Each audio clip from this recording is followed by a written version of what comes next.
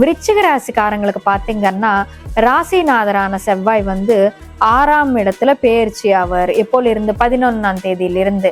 தொழில்ல வந்து என்னன்னா எதிரிகள் இல்லாட்டி வந்து சண்டைகள் அந்த மாதிரி விஷயங்கள் நடக்கிறதுக்கு ஆனா வாய்ப்பு இருக்குது. ஆபீஸ் பாலிடிக்ஸ் இருப்பதுக்கு வாய்ப்பு உண்டு. அப்படியே இப்போ மோஸ்ட்லி நிறைய பேர் விருச்சிக ராசிக்காரங்களுக்கு இந்த டைம் பீரியட்ல சென்ட்ரல் கவர்மெண்ட் எம்ப்ளாயிஸ் முக்கியமா வந்து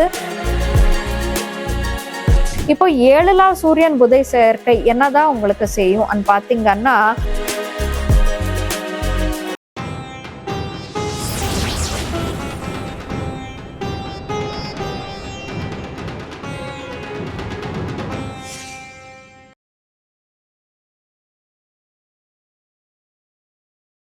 ருத்ரன் ஆஸ்ட்ரோ நேயர்கள் அனைவருக்கும் வணக்கம். நான் உங்கள் ஜோதிடர் வர்ஷினி. முதல்ல நீங்க கொடுத்துட்டு இருக்கிற ஆதரவுக்கு மிக நன்றி. என்னோட தமிழ்ல வந்து தவறுகள் தடுமாற்றங்கள் இருக்கும். காரணம் என்னோட பூர்வீகம் தமிழ் இல்லை. அதனால என்னோட தமிழ்ல ஏதாச்சும் குறைபாடுகள் இருந்தா என்னை மன்னிச்சிடுங்க. இந்த வாட்டி நம்ம இந்த 2026ஆம் ஆண்டு மே மாத பலன்கள் பத்தி தெரிஞ்சுக்க போறோம். இந்த மே மாதத்துல எல்லா ராசிக்காரங்களுக்கு எப்படி இருக்க போகுது, எந்தெந்த கிரகம் எந்தெந்த இடத்துல இருக்கிறது, எந்தெந்த கிரகம் எந்தெந்த இடத்தை விட்டுட்டு எந்தெந்த இடத்துக்கு வந்து டிரான்சிட் ஆக போகுதுன்னு சொல்லிட்டு நம்ம பார்ப்போம். மாத ஆரம்பத்துல நம்ம பார்த்தோம்னா மேஷத்துல சூரியன் மற்றும் புதன் இணைந்து இருக்காங்க. ரிஷபத்துல சுக்கிரன் இருக்காரு. மிதுனத்துல வந்து குரு இருக்காங்க. சிம்மத்துல வந்து கேது இருக்காங்க.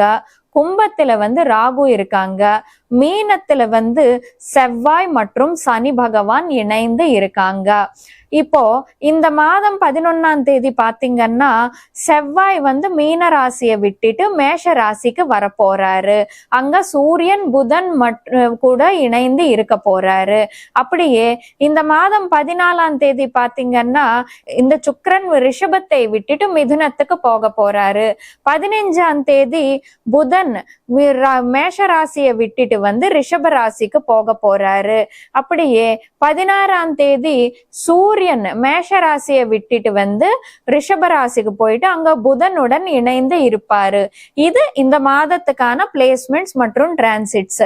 இப்போ இந்த பிளேஸ்மெண்ட்ஸ் மற்றும் டிரான்சிட்ஸ் எல்லா ராசிக்காரங்களுக்கு எந்த மாதிரியான பலன்கள் கொடுக்க போகுதுன்னு சொல்லிட்டு நம்ம பார்ப்போம். இப்போ விருச்சிக ராசிக்காரங்களுக்கு இந்த மே மாதம் 2026ஆம் ஆண்டு எப்படி இருக்க போகுதுன்னு சொல்லிட்டு நம்ம பார்ப்போம். விருச்சிக ராசிக்காரங்களுக்கு பாத்தீங்கன்னா ராசிநாதரான செவ்வாய் வந்து 6ஆம் இடத்துல பெயர்ச்சி ஆவார். எப்போல இருந்து 11ஆம் தேதியிலிருந்து.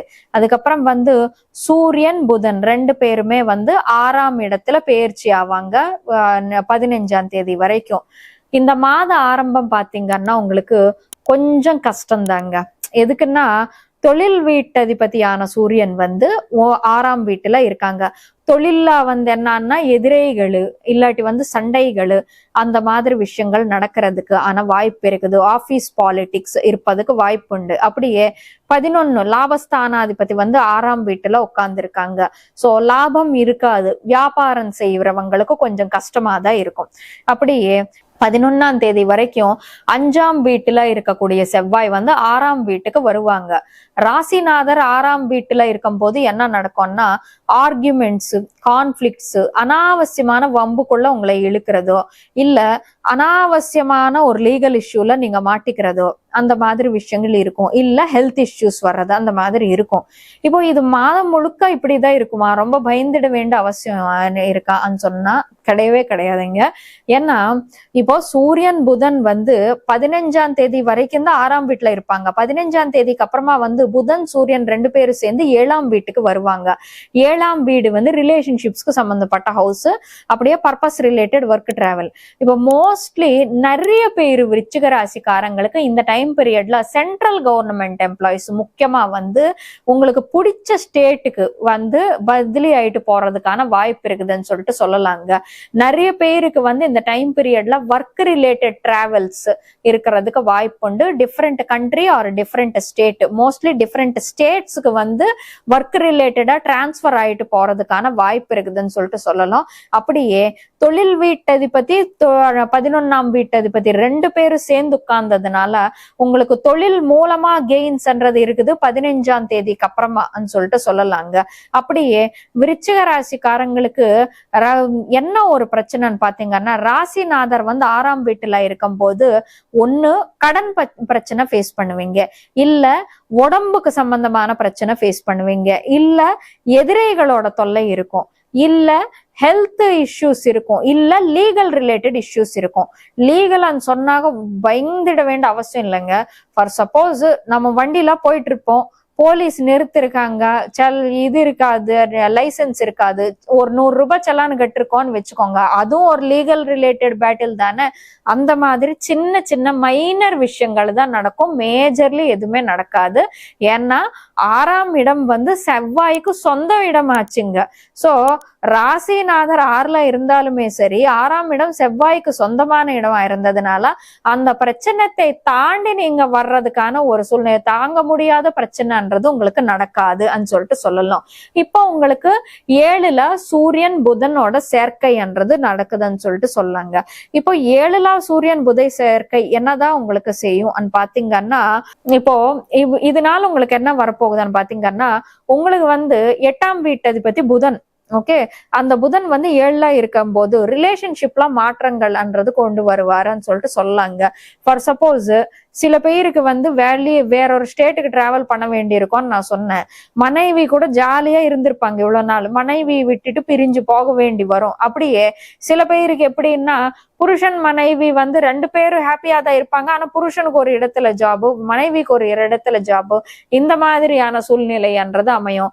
சில பேருக்கு எப்படின்னா, ஹஸ்பண்ட் எங்கேயோ துபாயில வேலை பார்த்துட்டு இருப்பாரு, திடீர்னு இந்தியா வருவாரு, ரொம்ப நாளா பிரிஞ்சு இருக்கிற மனைவி கணவர் கூட இந்த டைம்ல சேர்ந்து வாழ்றதுக்கான வாய்ப்பு இருக்குதுன்னு சொல்லிட்டு சொல்லாங்க. 7ல புதன் இருக்கும் போது வந்து நிறைய பேருக்கு மேரேஜ் ஆன நிறைய பேருக்கு வந்து கொஞ்சம் இவங்க விட யங்கர் பார்ட்னர் கிடைப்பதுக்கு வாய்ப்பு உண்டுன்னு சொல்லிட்டு சொல்லலாங்க. அப்படியே 7ல சூரியன் இருந்தாக்கா பார்ட்னருக்கு, நம்ம லைஃப் பார்ட்னருக்கு ஒர்க் ரிலேட்டடா ப்ரமோஷன்ஸ் கிடைப்பதுக்கு வாய்ப்பு உண்டுன்னு சொல்லிட்டு சொல்லலாங்க. முக்கியமா வந்து பெண்களுக்கு இந்த மாதிரி காம்பினேஷன் இருக்குதுன்னு வைங்க, உங்க ஹஸ்பண்ட் கவர்மெண்ட்ல வேலை பார்த்துட்டு இருந்தா இந்த டைம் உங்களோட ஹஸ்பண்டுக்கு உங்க ஜாதகம் மூலமா பொனான்சா தான் சொல்லிட்டு சொல்லலாங்க. ஹஸ்பண்டுக்கு வந்து பதவி ஏற்றங்கள்ன்றது கிடைப்பதுக்கான வாய்ப்பு உண்டுன்னு சொல்லிட்டு சொல்லலாங்க. இது இந்த விருச்சிக ராசிக்காரங்களுக்கான பலன். இப்போ விருச்சிக ராசிக்காரங்களுக்கு என்ன ரெமெடி பண்ணலாம்னு சொல்லிட்டு நம்ம பார்ப்போம். கொஞ்சம் இவங்களுக்கு வந்து ஹெல்த் ரிலேட்டட் இஷ்யூஸோ, லீகல் ரிலேட்டட் இஷ்யூஸோ, இல்லாட்டி வந்து இந்த கடன் ரிலேட்டட் பிரச்சனையோ இருக்கிறதுக்கு வாய்ப்பு உண்டு இல்லையா, அது மாறுறதுக்காக டெய்லி வந்து நீங்க கொஞ்சம் சங்கடஹர கணேச ஸ்தோத்திரம் ஒண்ணு படிச்சுக்கிட்டு இருந்தா உங்களுக்கு நல்லது. அப்படியே டெய்லி ஆஞ்சநேயருக்கு விளக்கேத்தி விட்டுட்டு இந்த ஹனுமான் ஆபத் உத்தார ஸ்தோத்திரம் படிச்சுங்கன்னா உங்களுக்கு ரொம்ப நல்லதுன்னு சொல்லிட்டு சொல்லாங்க. மத்தபடி இந்த விருச்சிக ராசிக்காரங்களுக்கு இந்த மாதம் எல்லா விதமான நல்ல பலன்கள் அமையணும்னு சொல்லிட்டு அந்த கடவுள்கிட்ட வேண்டிக்கிட்டு சர்வே ஜனா சுகினோ பவந்து. ருத்ரன் ஆஸ்ட்ரோ நேயர்களுக்கு சின்ன அறிவிப்பு. இந்த மாதிரியான பெயர்ச்சி பலன்களு, மாத பலன்களு தொடர்ந்து பார்க்க ருத்ரன் ஆஸ்ட்ரோ யூடியூப் சேனலுக்கு வந்து சப்ஸ்கிரைப் பண்ணிக்கோங்க. பக்கத்துல இருக்கிற பெல் ஐக்கானை கிளிக் பண்ணிக்கிட்டா உங்களுக்கு நோட்டிபிகேஷன்ஸ் வரும். உங்களுக்கு இந்த வீடியோ பிடிச்சிருந்தா லைக் பண்ணுங்க, ஷேர் பண்ணுங்க, கீழே காமெண்ட் செக்ஷன்ல வந்து உங்களோட கருத்துக்கள் வந்து மென்ஷன் பண்ணுங்க. நன்றி.